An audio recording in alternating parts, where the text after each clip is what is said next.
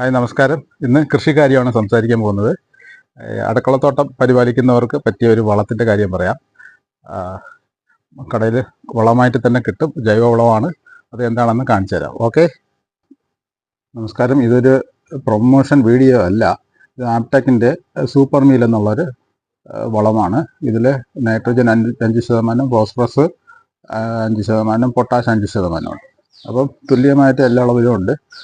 ജൈവ രീതിയിലാണ് തയ്യാറാക്കിയിരിക്കുന്നത്. അത് ഈ രൂപത്തിലാണ് വളം കിട്ടുന്നത്. ഇതിൽ എല്ലുപൊടിയുണ്ട്, വേപ്പൻ പിണ്ണാക്കുണ്ട്, പിന്നെ ലെതർ മീൽ ഇതൊക്കെയുണ്ട്. പൊട്ടാഷ് അടങ്ങിയിട്ടുണ്ട്. പൊട്ടാഷ് അത് തരി രൂപത്തിലാണ് ചേർത്തിട്ടുള്ളത്. അപ്പോൾ നമുക്ക് ഈ ചെടികൾക്ക്, അതായത്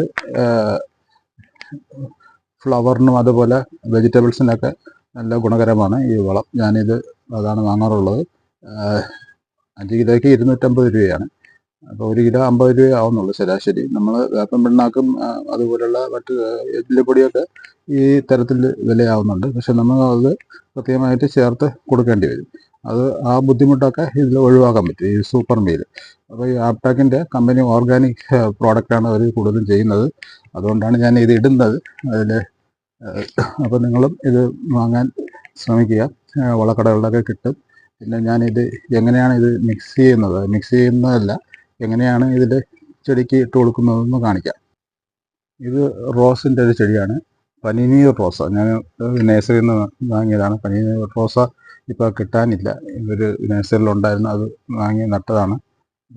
ഇലകളൊക്കെ കൂടുതൽ വന്നിട്ടുണ്ട്. അപ്പോൾ ഞാനിത് മണ്ണ് മാറ്റി വെച്ചിട്ടുണ്ട് കുറച്ച്. ഉണ്ടോ, മണ്ണ് കുറച്ച് ആദ്യം ഇങ്ങനെ മാറ്റുക. സൈഡിലുള്ള മണ്ണ് കുറച്ച് നനച്ചിട്ട് മാറ്റുന്നതാണ് നല്ലത്. പെട്ടെന്ന് ഇളക്കാൻ പറ്റും.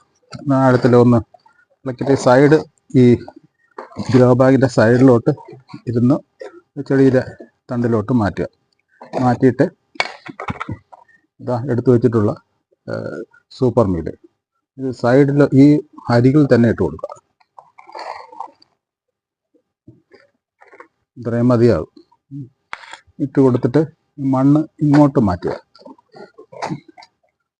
ഈ വളം ഒരിക്കലും അതിലെ വേരുകളിൽ നേരിട്ട് പതിക്കാൻ പാടില്ല. അത് ശ്രദ്ധിക്കേണ്ടതാണ്. ഈ വളം എങ്ങനെയാണ് പ്രവർത്തിക്കുന്നത് ചോദിച്ചാൽ, ഇതിൽ ഈ വളങ്ങളൊക്കെ മണ്ണിലോട് ലയിച്ചിട്ടാണ് കൂടുതൽ ചെടിക്ക് ആഗിരണം ചെയ്യാനുള്ള, വേരുകളിലൂടെ ആഗിരണം ചെയ്യാനുള്ള പരുവത്തിലാവും. അപ്പോൾ ഫോസ്ഫറസും നൈട്രജനും പൊട്ടാഷ്യം ഒക്കെ ഈ മണ്ണിൽ ലയിച്ച് ചേരുന്നതിന് ശേഷം അത് ചെടികൾക്ക് വലിച്ചെടുക്കാൻ പറ്റും.